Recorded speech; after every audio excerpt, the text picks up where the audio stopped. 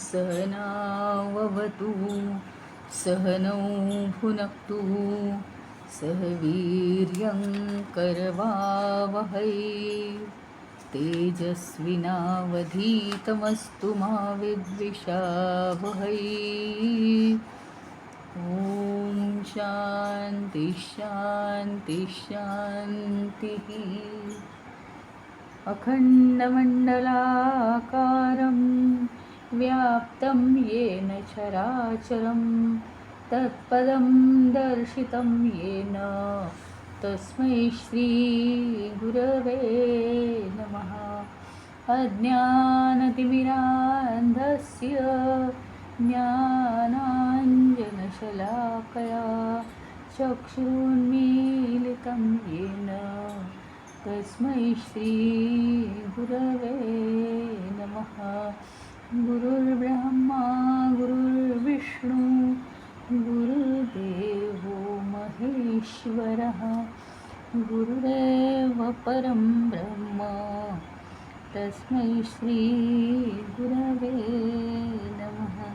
स्थावरं जङ्गमं व्याप्तं यत्किञ्चित् सचराचरं तत्पदं दर्शितं येन तस्मै श्रीगुरवे नमः। चिन्मयं व्यापि यत्सर्वं त्रैलोक्यं सचराचरं तत्पदं दर्शितं येन तस्मै श्रीगुरवे नमः। त्वमेव माता च पिता त्वमेव त्वमेव बन्धुश्च सखा त्वमेव त्वमेव विद्या द्रविणं त्वमेव त्वमेव सर्वं मम देवदेव त्वमेव सर्वं मम देवदेव।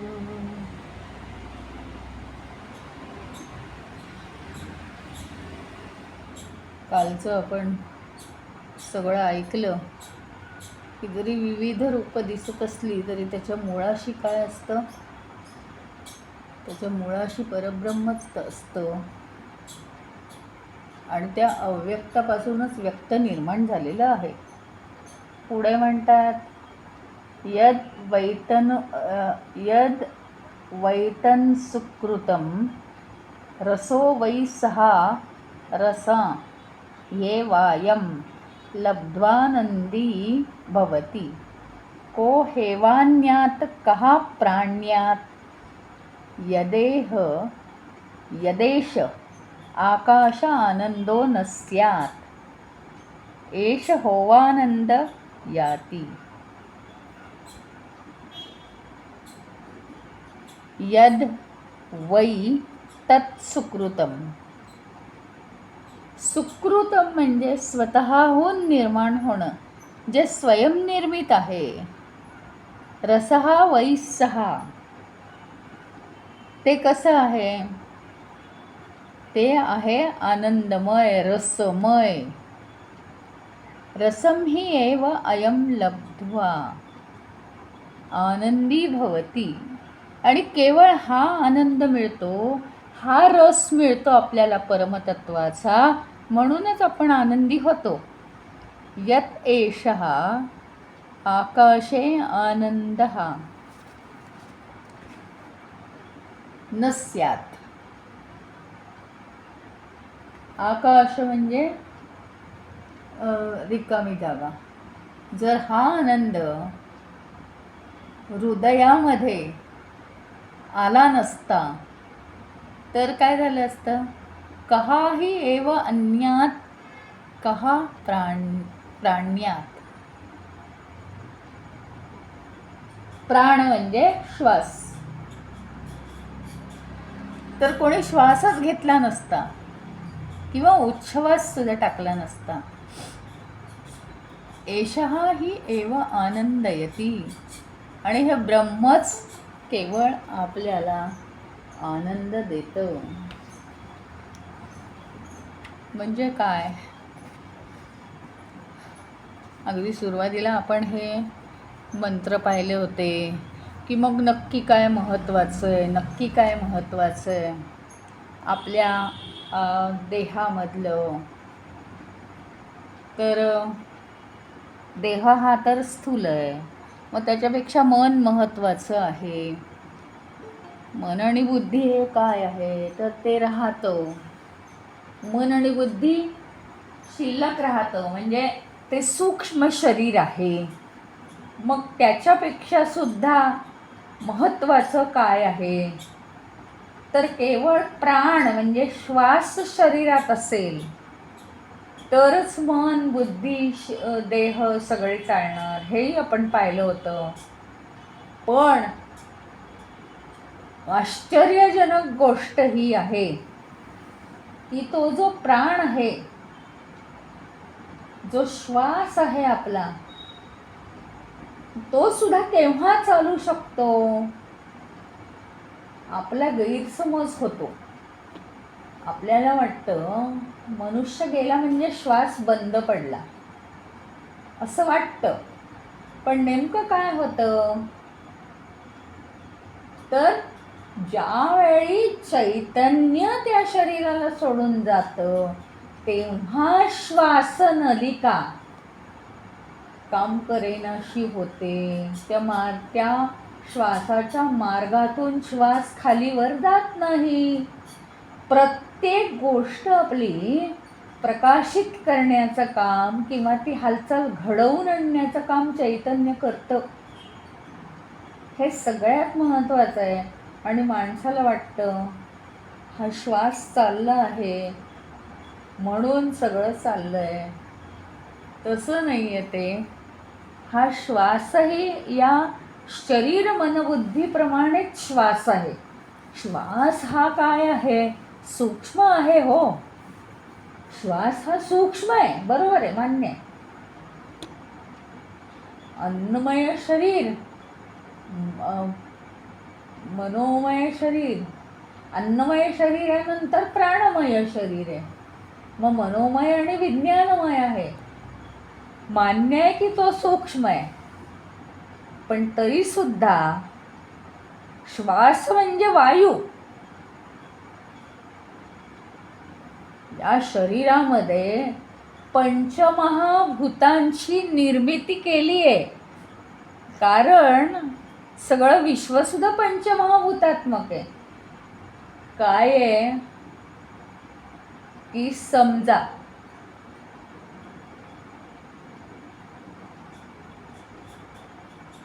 शेगडी गॅसवर चालते, तर गॅसनी ती शेगडी चालेल अशा रीतीची रचना शेगडीत असेल. पण पूर्वी स्टोव हे रॉकेलवर चालायचे. रॉकेलवर चालावं अशा रीतीची रचना त्याच्यात पाहिजे. त्याच्याप्रमाणे या व्यवहाराच्या दुनियेत, पंचमहाभूतात्मक दुनियेत हा जो देह आहे त्याला व्यवहार करायचा आहे. म्हणून त्याची रचना कशी पाहिजे, त्याच्याशी त्यांनी संबंधित होण्यासाठी, त्याला व्यवहार करता येण्यासाठी विश्वाशी, त्याची पण रचना पंचमहाभूतात्मकच पाहिजे. आणि म्हणून या शरीरामध्ये पृथ्वी, आप, तेज, वायू, आकाश या रूपात हे 5 कोश काम करतात. पण हे 5 कोश आहेत ते परमतत्व नाही. हे सगळेच्या सगळे कोश परमतत्व नसेल तर बंद पडतात. म्हणजे श्वासच थांबला, हो, म्हणून ती व्यक्ती गेली. असं नाही, हे विधान चुकीचं आहे. तर चैतन्य त्यातून निघून गेलं म्हणून श्वास थांबला.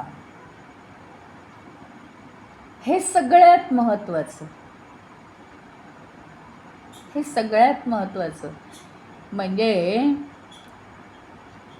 श्वास आत घेणं, कसला आम्हाला अहंकार होतो, म्हणजे माझ्या सकटचं मी म्हणते की कसला अहंकार होतो हेच कळत नाही. केवळ ते चैतन्य आहे म्हणून इव्हन श्वास सुद्धा मी घेऊ शकते आणि टाकू शकते बाहेर. म्हणजे चैतन्य आहे म्हणून तर सगळं करू शकते. मग मी केलं काय? काहीच मी करू शकत नाहीये. चैतन्य आहे म्हणून सगळं आहे, म्हणून सगळं.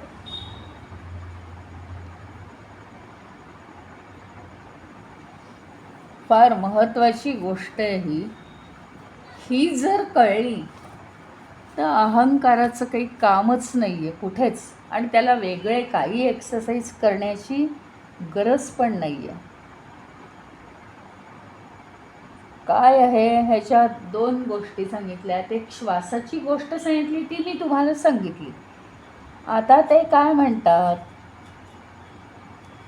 की हे जे आत्मतत्व आहे, हे बघा, विश्वातली प्रत्येक गोष्ट ही आत्मतत्वामुळेच व्यक्त झाली आहे. आत्मतत्वच वेगवेगळ्या रूपात आहे. काल आपण चांगलं बघितलंय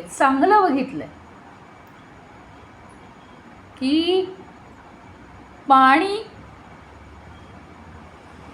उष्ण झालं की वाफ होते, थंड झालं की बर्फ होतो. एकच रूप आहे पण अवस्था वेगवेगळ्या आहेत. हे लगेच पटतं, डोळ्यासमोर येतं. आत्मतत्व हे अनाकलनीय आहे. आम्हाला ते समजत नाही, कारण आम्ही पंचमहाभूतात्मक मनाच्या लेवलवरती जर जाणून घ्यायला लागलो तर ते आम्हाला कधीच समजणार नाही. हे सगळं बाजूला सारून अतिसूक्ष्म होऊन आधी आत्मतत्वाची माहिती घ्यायला पाहिजे, ते कसं कसं आहे. त्याच्यानंतर हे सगळ्या उपाधी ज्या आहेत त्या बाजूला टाकून आम्हाला त्याचा शोध घ्यायला पाहिजे. आपण आता त्याच्या पूर्वीचा अभ्यास करतोय फक्त. त्याच्यामुळे पाण्याला वेगवेगळ्या अवस्था आहेत हे कळतं आम्हाला. आत्ता जरी मी बर्फ पाहत असले तरी मला दुःख होत नाही की अरे माझ्याकडे पाणीच नाही. अरे बर्फाच्या रूपात पाणी आहे ना. नदी आटली समजा, उन्हाळ्यानी नदी आटली पूर्ण, दुःख व्हायची गरज नाही आहे. ते नदीचं पाणी वाफेच्या रूपात वातावरणात आहेच, पाऊस पाडणार आहे ते परत, हे आम्हाला समजतं. पण हे समजत नाही की आत्मतत्व जे आहे, परमतत्व जे आहे, तेच अशा विविध रूपात इथे आहे. मग ते कोणत्याही वस्तूंच्या रूपात आहे, व्यक्तींच्या रूपात आहे, सगळ्या त्याच्या या स्टेट्स आहेत, त्याच्या या अवस्था आहेत, वेगवेगळ्या अवस्था आहेत. त्याला किती प्रकार आहेत आम्हाला सांगता येत नाही. घटना दुःखद आहे, आत्मतत्वाचीच एक ती स्थिती आहे. घटना सुखद आहे, आत्मतत्वाचीच एक वेगळी स्थिती आहे. वेगवेगळ्या पातळीवरती ते कसं आहे, स्वयंनिर्मित आहे. म्हणजे हे सगळं आत्मतत्वामुळेच व्यक्त झालं, आत्मतत्वापासूनच ते आहे. म्हणजे समुद्र, लाटा वेगवेगळ्या दिसू दे, निर्माण होऊ दे, नाहीशा होऊ दे, पण तरीसुद्धा ते पाणीच आहे. त्याच्याप्रमाणे सगळं दिसतंय. फक्त या लाटा वस्तूंच्या रूपातल्या, घटनांच्या रूपातल्या या ज्या लाटा आहेत त्या काही वेळा जास्त वेळ डोळ्यासमोर राहिल्यामुळे ते चित्र स्थिर आहे असं आपल्याला वाटतं, पण ते स्थिर नाहीच आहे. आम्ही स्थिर आहोत, आमचं स्वरूप स्थिर आहे, पण आम्हाला वाटतंय की आमचं स्वरूप स्थिर नाही. का माहिती का? कशामुळे ही अवस्था झाली आहे? आम्हाला एका गावाहून दुसऱ्या गावाला जायचं आहे, आमची ट्रेन चालू आहे. अहो, आम्ही नाही धावत आहोत, ट्रेन धावतीये.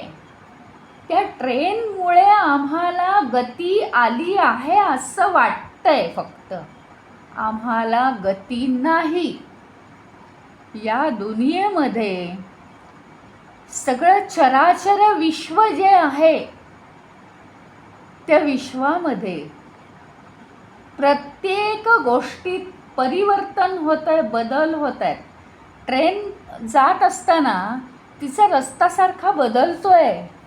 कधी कधी एकांताचा रस्ता येतोय, कधी कधी जंगलं येत आहेत, कधी कधी ती ट्रेन नदीवरून चालली आहे, कधी कधी कशावरून चालली आहे, कधी कधी सुंदर शेतं लागत आहेत, कधी कधी डोंगर दऱ्या लागत आहेत, सुंदर निसर्ग आहे. म्हणजे काय? सारखा बदल घडतोय. तिला गती आहे, त्याच्यामुळे तिच्यात बदल घडतोय. तसं या विश्वामध्ये सगळ्या गोष्टींना गती आहे. आता गती ती का दिसते? कारण परिवर्तन आहे त्याच्यात, म्हणून गती दिसते. जर बदलच नसेल तर गती नाही दिसत ना. पण एक आमच्या लक्षात येत नाही, या विश्वाच्या ट्रेनमध्ये आम्ही बसतो, आम्हाला स्टेशनवरच उभं राहायचं आहे काही झालं तरी. विश्वाची जी ट्रेन आहे ती आमच्या मूळ स्वरूपापासून आम्हाला लांब नेणार आहे. त्याच्यात नाही बसायचं. कुठेतरी हरवायचं आहे का? दूर कुठेतरी जाऊन पडायचं आहे का जंगलात? त्या ट्रेनला गती आहे, आम्ही फक्त ती पाहत राहायची. ट्रेन आमच्या स्टेशनवरून इकडून तिकडे जाताना पाहत राहायची. बस आली की डब्यात चढायचं, मौज मजा करायची, परत खाली उतरायचं, निघून जाऊ द्यायचं त्या ट्रेनला. प्रत्येक वेळी आपलं जे काम असेल, जे कर्म असेल, ज्याच्यात आपल्याला इन्व्हॉल्व व्हायचं असेल त्याच्यात इन्व्हॉल्व व्हायचं, परत खाली उतरायचं, मोकळं व्हायचं. परत आपण स्थिर, आपण स्टेबल, आपण आपल्या जागी. आपल्यामध्ये बदल नाही, आपल्या स्वरूपामध्ये बदल नाही. संपलं, बाकी काहीही नाही आहे त्याच्यात. आणि म्हणून काय आहे, पुन्हा पुन्हा हे वाक्य महत्त्वाचं आहे. यद वै तत् सुकृतम, ते स्वतःहून निर्मित असल्यामुळे त्याला आम्हाला कोणी निर्माण करावं, आम्हाला कोणी आनंद द्यावा, आमच्याकडे कोणीतरी लक्ष द्यावं, आम्हाला कोणीतरी उत्साहित करावं, आम्हाला कोणीतरी प्रेरणा द्यावी, आम्हाला कोणीतरी चांगलं म्हणावं, काही गरज नाही आहे. यद वै तत् सुकृतम, ते जर स्वयंनिर्मित आहे आणि ते स्वतः रसमय आहे, माझ्या स्वतःमध्ये रस भरलेला आहे, माझ्या स्वतःच्या असण्यामध्ये आनंद भरलेला आहे, तर केवळ माझं स्वरूप मला सारखं आठवलं की मला आनंद होतो. हे अनुभवू शकतो आपण, हे आपण अनुभवू शकतो. आणि मग ही अशी स्टेट सारखी येत गेली आपल्याला की आपल्या हृदयामध्ये आनंद भरून राहतो. आपल्या हृदयामध्ये, हृदयाकाशात आनंद भरून राहतो.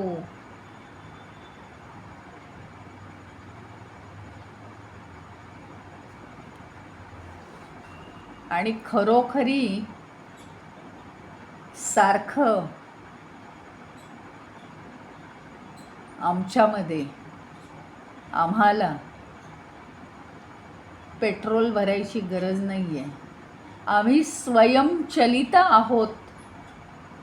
स्वयंचलित आहोत आम्ही.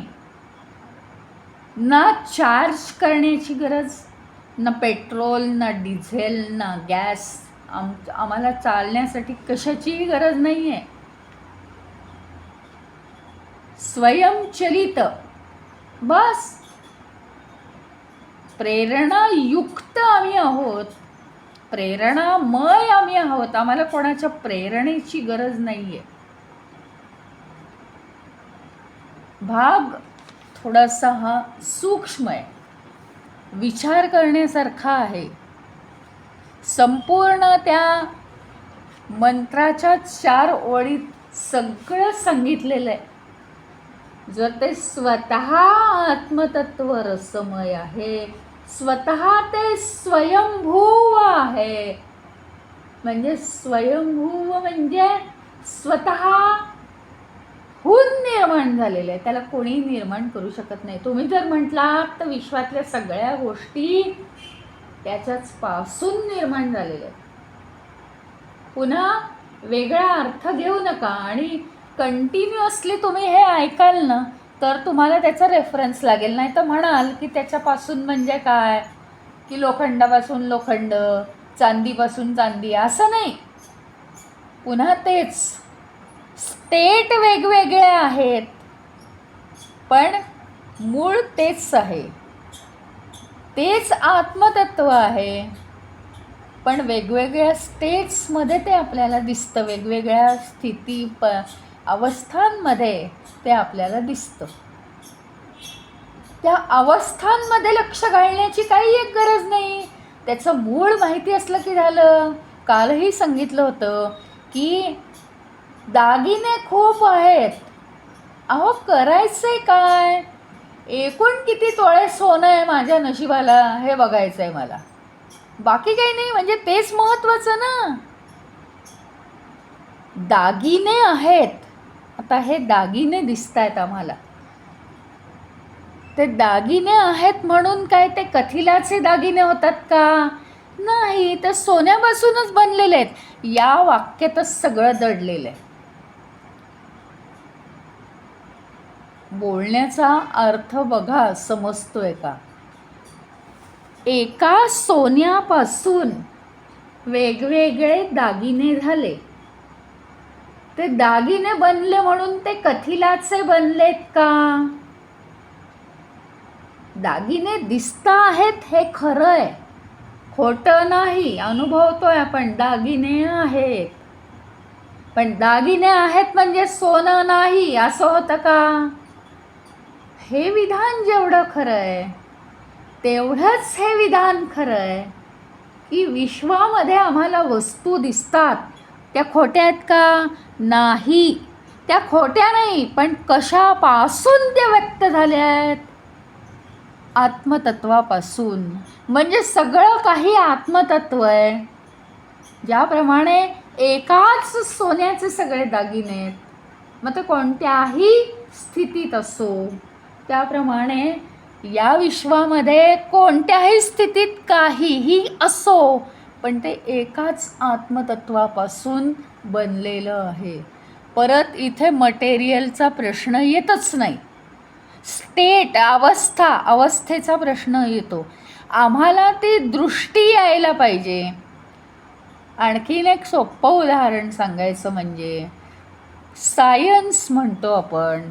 आता मी जर असा विचार केला, हे बघा, अणू म्हणजे सूक्ष्मातिसूक्ष्म भाग, रेणू म्हणजे काही अणू एकत्र आल्यावर, परमाणू म्हणजे रेणू, अणूचा सुद्धा अतिसूक्ष्म भाग. मग आता बघा, मी हे पुस्तक आहे, हे मी म्हटलं लाखो करोडो अणूंनी पुस्तक बनलेलं आहे. हा मोबाईल आहे, करोडो अणूंनी मोबाईल बनलेला आहे. आता इथे काय झालं माहिती आहे का तुम्हाला? एकच मटेरियल झालं, एकच सेम मटेरियल. काय? अणू. फक्त त्याचं दिसणारं रूप वेगळं आहे. अक्षरशः या उदाहरणाने अंगावर काटा येईल, पण हेच सायन्स आहे आणि हेच अध्यात्म आहे. आम्हाला अणू बघण्याची सूक्ष्मता आमच्या दृष्टीत आली पाहिजे, हे या मंत्रातून सांगितलेलं आहे. कपडा दिसतोय, त्याचा सूक्ष्म कण काय आहे? अणू आहे. 4 अणू एकत्र येऊन रेणू बनेल. रेणू हा वेगळ्या जातीचा होऊ शकतो, मान्य आहे. अतिसूक्ष्म अणू हा अणूच आहे. फक्त अणू म्हणजे फक्त अणूच आहे.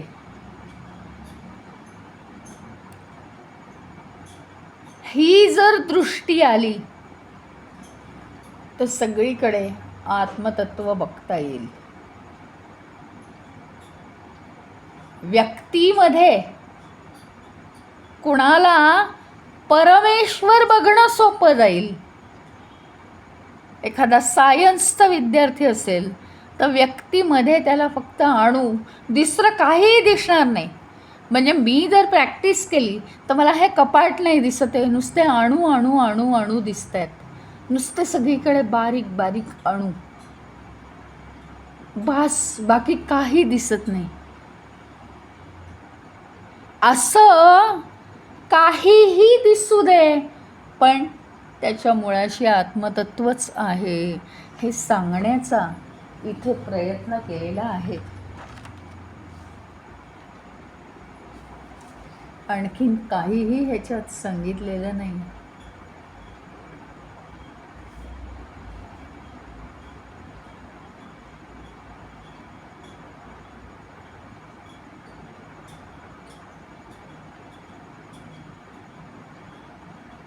आणि यदाही एव एष,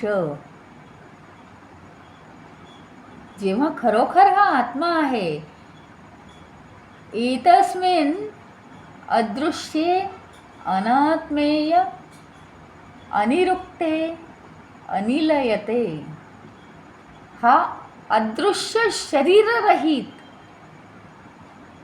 न वर्णन करता येण्यासारखा, आत्ता सांगितलं तसंच आहे, आश्रय रहित असा आहे हा. शरीराचा आश्रय लागतोय का आत्म्याला? नाही.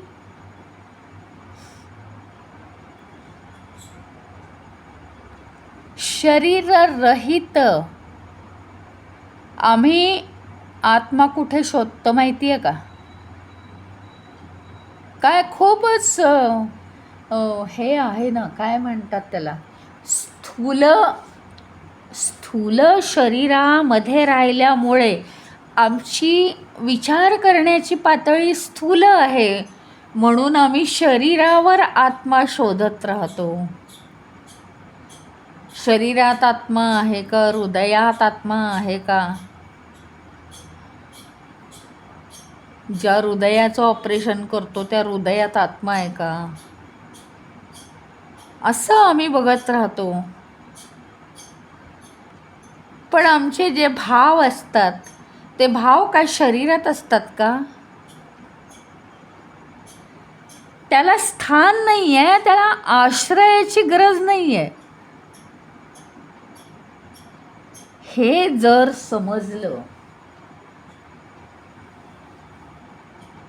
तर काहीही शिल्लकच उरणार नाही. खूप मोठं सायन्स इथे सांगितलेलं आहे. आधार रहित, आश्रय रहित असं ते ब्रह्म आहे. अजून कसं आहे ते भयविरहित का माहिती का? भय बी हे जीवात्म्याला आहे, म्हणजे शरीराशी जो भाव जोडला गेलाय त्याला भय आहे. जितकं आपण स्थूलत्वाला जोडले जाऊ, स्थूलत्वाला म्हणजे काय, एखादी घटना घडली आहे, जरा प्रॉब्लेम आहे काहीतरी, अरे प्रॉब्लेम आहे, काय करायचं, हा प्रॉब्लेम सुटत नाही, मला तर काही सुचत नाही, हे काय झालं माहिती का, हे हेवी होणं झालं. त्या प्रॉब्लेममध्ये आपण स्थूल होतो, हेवी होतो, त्याच्यात इन्व्हॉल्व होतो, तेव्हा गडबड आहे सगळी. पण ज्यावेळी आपण सोल्युशन शोधतो बाहेर राहून त्याच्या, तेव्हा आपण सूक्ष्म होऊ शकतो. सगळं खरं म्हणजे हेच टेक्निक आहे, बाकी टेक्निक काहीच नाही. आणि म्हणून जर इन्व्हॉल्व झालो तर भीती आहे, काळजी आहे, चिंता आहे, द्वेष आहे, सगळंच आहे. मग इन्व्हॉल्व नाही झालं तर काहीच नाही आहे. मग दुजाभाव आहे दुसऱ्याबद्दल. आपल्याला सगळ्यात मोठं भय कसलं असतं, मी मागे पडू नये, मी सगळ्यात पुढे पाहिजे. आणि मग तिथे दुजाभाव, तिथे द्वेष, तिथे मत्सर, हे सगळं येतं.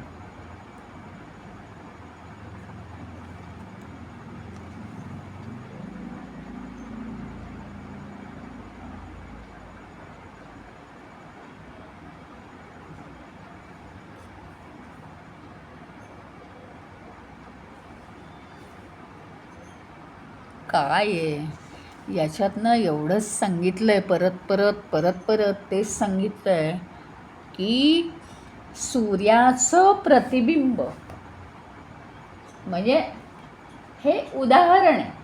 श्लोकाचा तर अर्थ मी सांगितला की आपल्याला आपण त्याच्यापासनं दूर होतो, म्हणून आपल्याला भीती वाटते.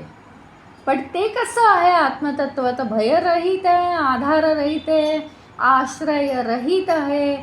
ते कशावरही नसतं, शरीरावर वगैरे नसतं ते राहिलेलं, त्याला काही कशाची गरज नाही आहे.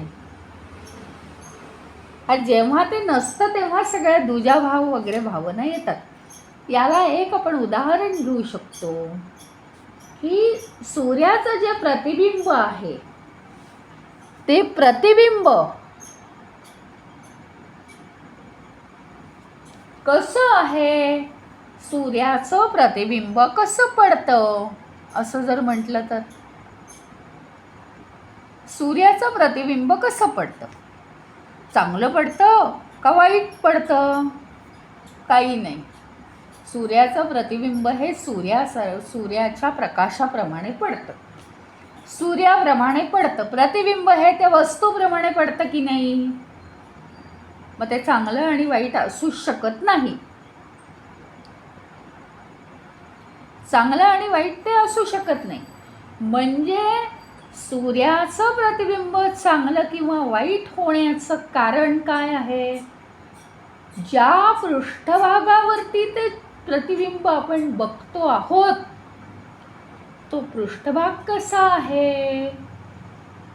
प्रतिबिंब कशात पाहणार तुम्ही, पाण्यात बघणार, हो की नाही. सूर्याचं प्रतिबिंब पाण्यात बघणार. मग पाणी कसं आहे, पाणी गढूळ आहे का, डबकं आहे का, स्वच्छ पाण्याची विहीर आहे का, काय आहे. त्या पृष्ठभागावर पाण्याच्या ते प्रतिबिंब अवलंबून आहेत. पाणी जर खवळलेलं असेल तर प्रतिबिंब कसं असेल, असं सगळं विच्छिन्न झालेलं दिसेल, छेद छेद दिसतील, त्याला काही चांगलं दिसणारच नाही ते प्रतिबिंब.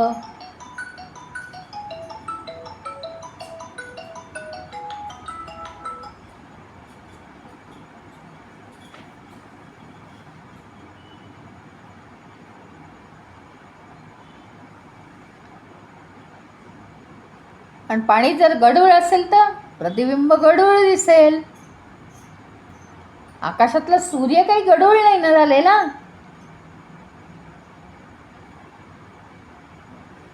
मग जर प्रतिबिंब खराब आहे, प्रतिबिंबावरून वस्तू कशी आहे आपण बघतोय का, नाही. वस्तूवरून प्रतिबिंब कसं आहे हे आपण बघतोय का, तर नाही. पृष्ठभाग कसा आहे ह्याच्यावरून ते प्रतिबिंब बघतोय आपण. पृष्ठभाग नीट करायला हवा ना. मग काय आहे, म्हणजे काय आहे ह्याचा आपल्याशी संबंध. सूर्य कोण आहे आपल्यामध्ये, सूर्य आहे आत्मतत्व. प्रतिबिंब काय आहे, प्रतिबिंब आहे माझं व्यक्तिमत्व किंवा माझी बुद्धी. प्रतिबिंब म्हणजे माझं व्यक्तिमत्व जे काही आहे ते. आणि पृष्ठभाग कोणता आहे हो, पृष्ठभाग माझं मन आणि बुद्धी. पृष्ठभाग माझं मन आणि बुद्धी. आणि आपण सदाचार या पुस्तकामध्ये पाहिलं होतं की आत्मतत्वाचं प्रतिबिंब हे बुद्धीत पडतं. कारण काय, मनापेक्षा सुद्धा सूक्ष्म बुद्धी आहे. आत्मतत्व हे बुद्धीच्याही पलीकडे सूक्ष्म आहे. मग सूक्ष्म वस्तू तिला राहण्यासाठी सूक्ष्म जागाच हवी ना. सूक्ष्म वस्तू सूक्ष्मतेनेच जाणता येणार आहे आपल्याला. हे बघा, काहीतरी सांडलं. आता काय सांडलं, समजा मोठी काहीतरी वस्तू सांडली किंवा हरवली, मोठी वस्तू हरवली. एक बॉल हरवला तर तो लांबून आपण शोधत राहू शकतो की चला कुठे दिसतोय का बॉल. हां दिसला, एका कोपऱ्यात दिसला. पण जर सुई पडली तर जरा सूक्ष्मतेने बघावं लागतं ना आम्हाला. थोडीशी बारीक डोळे करून बघावं लागतं. इथे आहे का सुई, तिथे आहे का, इथे दिसते का, काहीतरी चमकतंय का. त्याला नियम वेगळे आहेत ना. तसं आत्मतत्व हे सूक्ष्म आहे, ते अतिसूक्ष्म भागावरच आपल्या प्रतिबिंबित होऊ शकतं. ढोबळ भागावर प्रतिबिंब. आता सूर्याचं प्रतिबिंब आहे ते योग्य पडण्यासाठी योग्य कशात आहे, पाण्यात. जमिनीवर पडतं का कधी सूर्याचं प्रतिबिंब, वस्तूंमध्ये पडतं का, झाडांवर पडतं का, घरांवर पडतं का, नाही ना. त्याच्यासाठी थोडंसं सूक्ष्म पृष्ठभाग हवा की नको. मग सूक्ष्म पृष्ठभाग काय आहे, पाणी. पाणी ही अवस्था स्थूल गोष्टींपेक्षा द्रव अवस्था ही जास्त सूक्ष्म आहे. अशा रीतीने जर आत्मतत्वाचं प्रतिबिंब पाडायचं असेल आम्हाला, ते स्वच्छ स्वच्छ स्वच्छ पाडायचं असेल तर आपल्याला काय केलं पाहिजे, मन शुद्ध केलं पाहिजे आणि बुद्धीचा वापर जास्तीत जास्त केला पाहिजे. सूक्ष्म अतिसूक्ष्म होत गेलं पाहिजे. म्हणजे ते प्रतिबिंब उत्तम दिसेल. कारण आत्मतत्व स्वतः आमच्यामध्ये राहण्यासाठी आम्ही एवढे सूक्ष्म झालो आहोत का. हजारो लाखो नियम त्यांनी सांगितलेले आहेत. आम्ही अपरिवर्तनशील आहोत, आमच्यावर कशाचाही परिणाम होत नाही, आमच्यामध्ये षड्विकार नाहीत, आमच्यामध्ये अहंकार नाही. हे सगळं आमचं झालं आहे का, नाही. मग आम्ही पूर्णपणे आत्मतत्व होऊ शकत नाही अजून. मग काय काय उपाय आहे की आमच्यामध्ये आम्हाला आत्मतत्वाचं प्रतिबिंब तरी निदान स्वच्छ पाडता आलं पाहिजे. आणि ते कशाचंही प्रतिबिंब नाही आहे बरं का. हे बघा, सूर्याचं प्रतिबिंब जर पाण्यात पडलं तर ते पाणी उष्ण करतं, ही सूर्याची ताकद आहे. पण तेच माझं प्रतिबिंब मी पाण्यात पाहिलं तर माझ्या प्रतिबिंबाचा माझा काही पाण्यावर परिणाम होतो का, नाही. मी सूर्य इतका तेजस्वी नाही. आत्मतत्वाचं प्रतिबिंब बुद्धीत पडतं. केवळ प्रतिबिंब बुद्धीत पडून सुद्धा आम्ही एवढे चैतन्यमय होतो, तर मग स्वतः आत्मतत्व आमच्यात आलं तर काय होईल केवळ कल्पना करू शकतो आपण. आत्मतत्वाची ही पॉवर आहे, ही शक्ती आहे. जशी सूर्याची शक्ती आहे की सूर्य स्वतःचं प्रतिबिंब पाण्यात पाडून ते उष्ण करतो, त्याप्रमाणे आत्मतत्व केवळ त्याचं प्रतिबिंब आमच्या बुद्धीत पाडून आमची बुद्धी सतेज करतो. बुद्धी ही सूक्ष्म आहे, ती सगळ्यांना हलवू शकते. म्हणून शरीरापर्यंत सगळ्या गोष्टी हलतात, आमच्या प्रेरणामय होतात, चैतन्यमय होतात केवळ त्या प्रतिबिंबामुळे. जितकं जास्तीत जास्त ते प्रतिबिंब स्वच्छ करण्याचा आम्ही प्रयत्न करू, तितकं आमचं जीवन तेजोमय होईल.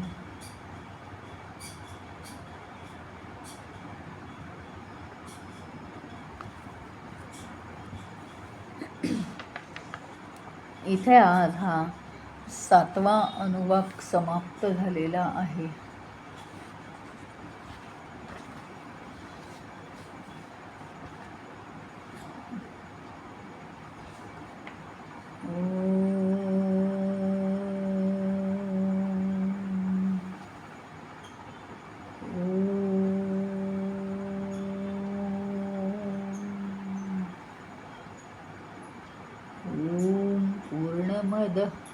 पूर्णमिदं पूर्णात् पूर्णमुदच्यते पूर्णस्य पूर्णमादाय पूर्णमेवावशिष्यते.